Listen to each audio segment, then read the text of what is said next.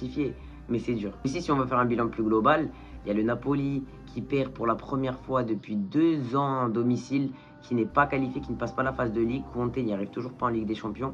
Et c'est une très mauvaise pub pour l'Italien, parce que le champion en titre d'Italie qui n'arrive pas à se qualifier top 24 de la phase de Ligue, c'est très grave.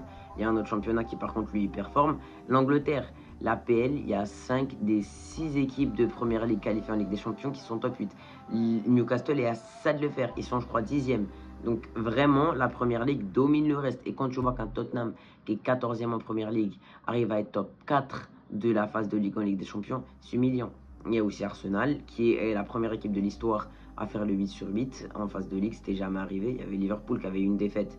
Liverpool de l'année dernière, aujourd'hui il serait deuxième, comme le Bayern, ou troisième même. Et à Monaco qui a réussi à se qualifier, qui a réussi à gratter le nul face à la Juve, c'est ce qu'il leur fallait. Monaco qui avait beaucoup moins de chances de réussir à se qualifier top 24 que Marseille, et pourtant, comme quoi. Et maintenant on peut faire les grands perdants et les grands gagnants de la soirée.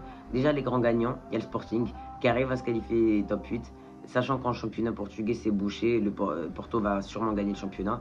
Le Sporting qui arrive à arracher un top 8 qui ont gagné leurs 3 derniers matchs. Ensuite il y a Benfica. Benfica, grâce à ce but à la dernière seconde, ils n'étaient pas qualifiés. Même avec une victoire contre le Real, ils n'étaient pas qualifiés. Il leur fallait 2 buts de plus et ils ont réussi à aller chercher ces 2 buts. Il y a Bruges qui était éliminé avant cette journée et qui a réussi à se qualifier grâce à une victoire 3-0. Il y a Bodo Glimt qui a gagné contre l'Atlético qui a réussi à se qualifier. Il y a le Barça, il y a Chelsea, il y a Tottenham. En vrai, il y a beaucoup de clubs qui se retrouvent gagnants de ce moment. Ensuite, il y a les grands perdants. Ça me fait mal de dire, il y a le Real. On était 8e quasiment. Ensuite, il y a les grands perdants. Et le premier grand perdant, c'est le Real, clairement. On était top 8 quasiment toute la phase de Ligue. On était, je crois, 3e avant cette journée. Et on descend à la 11e, 10e place. Alors qu'on était 3e, on avait juste à gagner contre une équipe qui n'était même pas top 24. Et on se fait détruire 4-2 contre un Benfica qui n'était même pas top 24 avant ce match. Ensuite, les vrais grands perdants, c'est Marseille, qui était, je crois, 17e, qui était à 2 doigts, qui vraiment, je crois qu'ils avaient 5% de chance de se faire éliminer.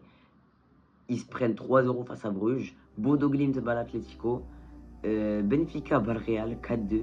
C'est un scénario utopiste. Il y a le Napoli qui n'est même pas top 24, mais ça je l'ai déjà dit. Mais ce match me rappelle un peu celui du Celta.